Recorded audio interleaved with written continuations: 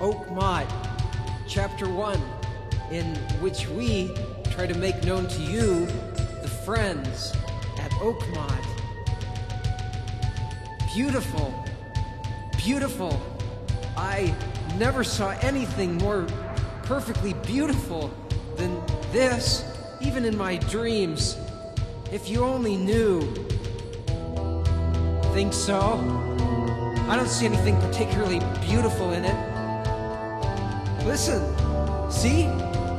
Every now and then, one or the other stops, lifts up its head and cries. Then, the fair and beardless face, childlike eyes and ways and words, you'd puzzle yourself to know whether he were 12 or 20. This is Adri.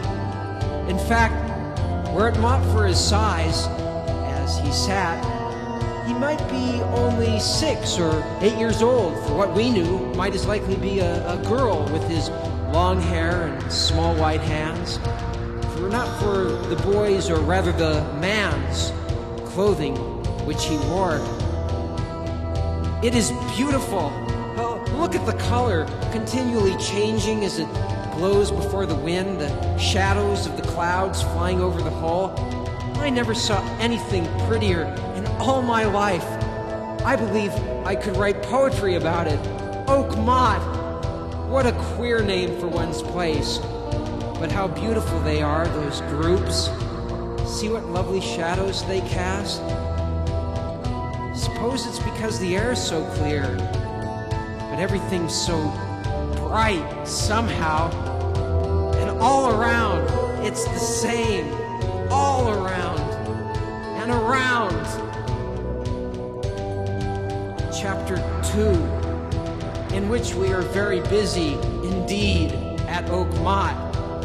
Yes, very busy indeed. Many things were in Adri's head. It was on Tuesday, an April Tuesday afternoon, and go to sleep.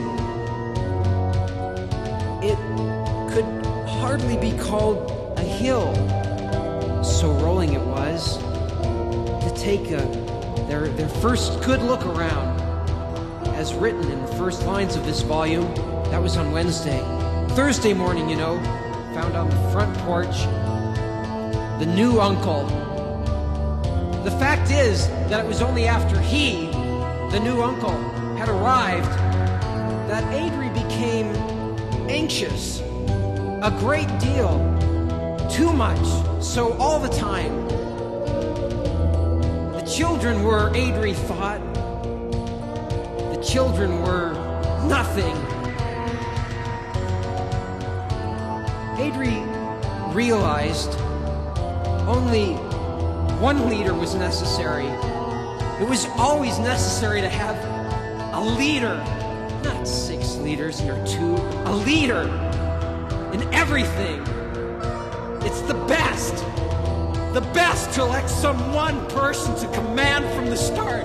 A nutting party, boating excursions, Sabbath school festival, or whatever it is, must have some one suitable person to say quietly, but decidedly, do this,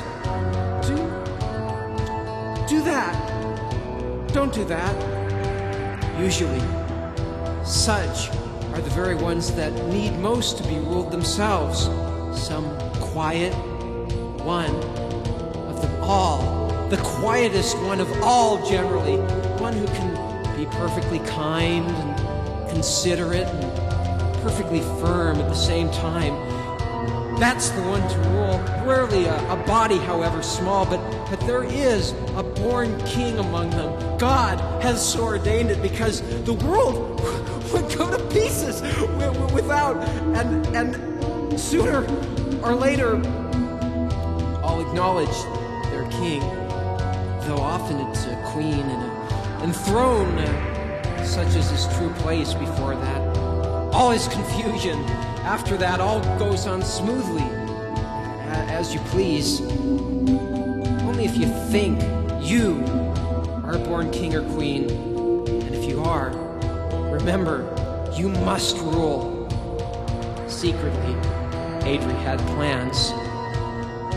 Adri's personal view from the porch at Oakmont rather resembled